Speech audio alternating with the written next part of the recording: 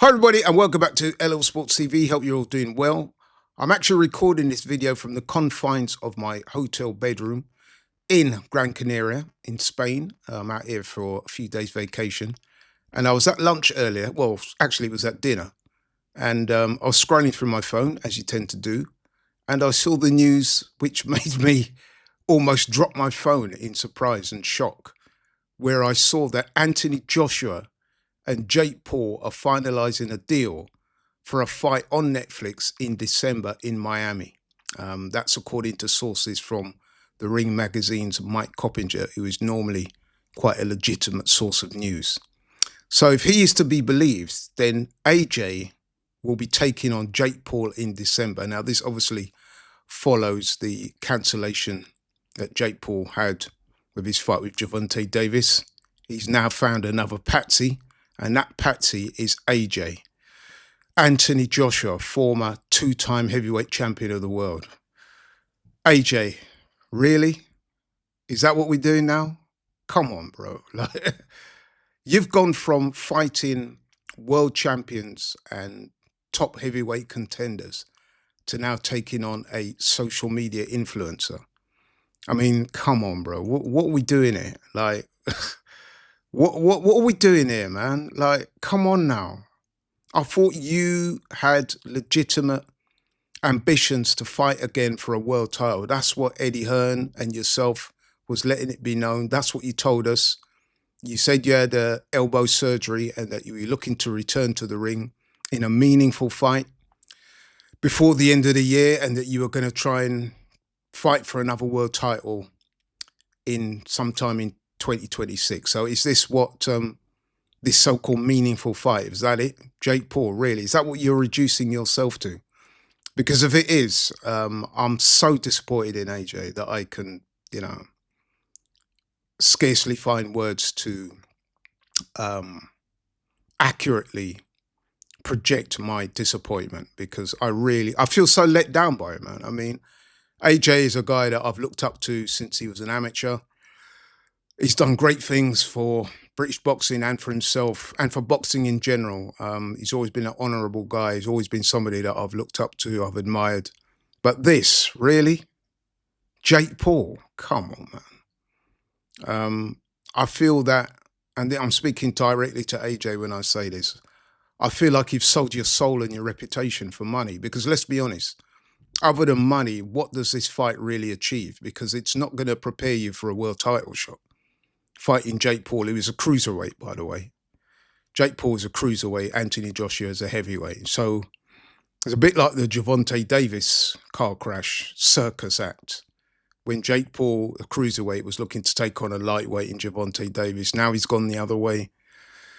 I just feel so let down. I expected more from AJ. I thought he was one of the better ones. I thought previously he'd always conducted himself with integrity and class.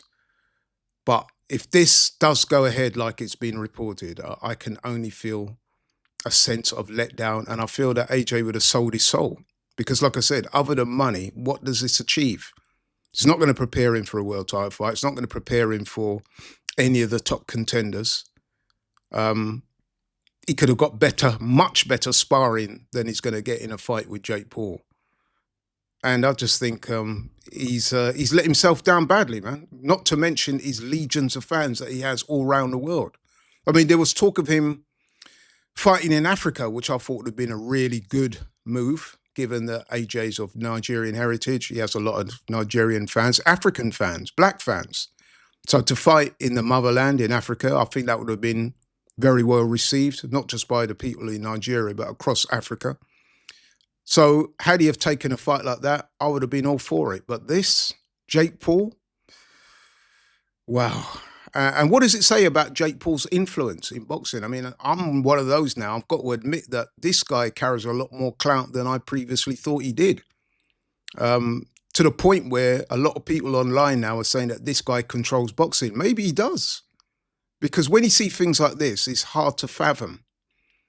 You wonder what direction this sport is going in when you see top guys like Anthony Joshua stooping to this level. And I say stooping to this level with with some intent, because that's exactly how I feel. I feel that he stooped to a very low level um, in accepting this fight. If indeed it is the case, I mean, I'm still hoping that I'm going to wake up tomorrow and hear that this was all BS, so this was all fake news. But yeah, as it stands at the moment, I mean, I've been searching online to see if I could find any rebuttals, but I can't. You know, I mean, there's been no public statements issued by AJ and Eddie Hearn, his promoter, as of time of me filming this video. So if they're not denying it, then that might suggest that there is an element of truth to it. I can only hope that it's not true. But at the moment, searching online, there's a lot of legitimate sources that seem to be running with this story. And yeah, I just feel so let down. I'd love to know what you guys think. Please put it in the comments, because honestly, I just feel kind of dejected. I'm kind of saddened by this, man. I know some people may consider this as being a little bit over the top, but I was even speaking to my girlfriend about it. Even she was like, "Nah, you're joking." My lovely girlfriend that I'm out here on the trip with, even she was saying to me, "Nah, you're joking." Not that, what you mean, Jake Paul, the social media guy? I said, yeah. So that's the level of parody we're talking about here. I simply can't believe it. I can't believe that AJ would have stooped so low. I mean, other than money, he has absolutely nothing to gain from this. I mean, his reputation, I would imagine, will be in tatters. Boxing fans across the world will wonder, what the hell is he doing? I mean, I've been on the record as saying that I think AJ should retire anyway. I've been quite public in saying that. And the reason why I said that is because, let's be honest, he was very badly beaten by Daniel Dubois in his last fight. And it looked, to all intents and purposes there, that he was pretty much done. He showed no real intensity in that fight. And he looked, to all intents and purposes, like he was washed up. And I wanted him to retire. And I was saying that, I said it out of love, not out of any kind of wish to demean or anything like that. I said it out of good intentions. I think, look, you've done what you've done in the sport. You've achieved great things. ABA champion, world amateur silver, was it? Or bronze, one of them. Olympic gold medalist, 2-time heavyweight champion of the world. And he did that against all odds. He took up boxing quite late on in life, having experienced some trouble with the law in his younger years. So it was a fantastic story. But to see him resorting to this is, to say it's disappointing, is a massive, massive understatement. And I'm pretty sure, I mean, I've spoken to a few people tonight. I've been communicating with a few people on WhatsApp and social media, and the consistent theme that I'm getting is that people just, A, are shocked and surprised, and B, they feel very let down. We always considered AJ to be one of the good guys, one of the guys with integrity, one of the guys who we thought had the sport at heart. Some people may say that they're not too surprised, because wasn't this the guy that fought Francis Ngannou? He took a lot of criticism when he engaged in that fight. But that was slightly different, because when he fought Francis Ngannou had came off a very credible, very close points decision loss. In fact, some people thought that he beat Tyson Fury, Francis Ngannou. Francis Ngannou was, at that time, the heavyweight mixed martial arts champion of the world. He'd done well against Tyson Fury. So in a way, I could understand that. And of course, AJ performed very admirably in that fight against Ngannou, smoked him in a couple of rounds. If many people would say he upheld boxing's reputation after Tyson Fury's very close win, disputed win over Ngannou.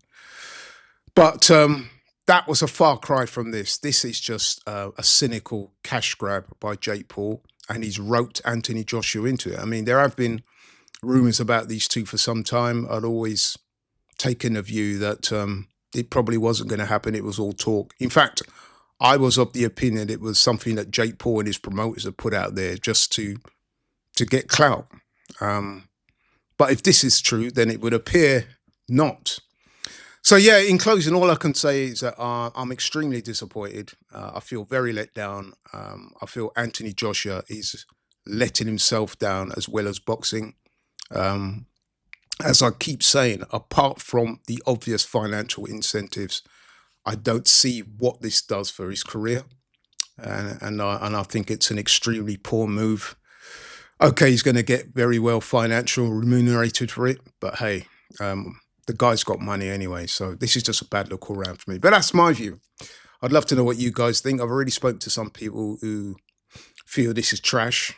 Maybe there are some of you out there that don't have a problem with it. Please let me know in the comments. Thank you so much for watching the video. I'm out. Catch you on the next one. Take care.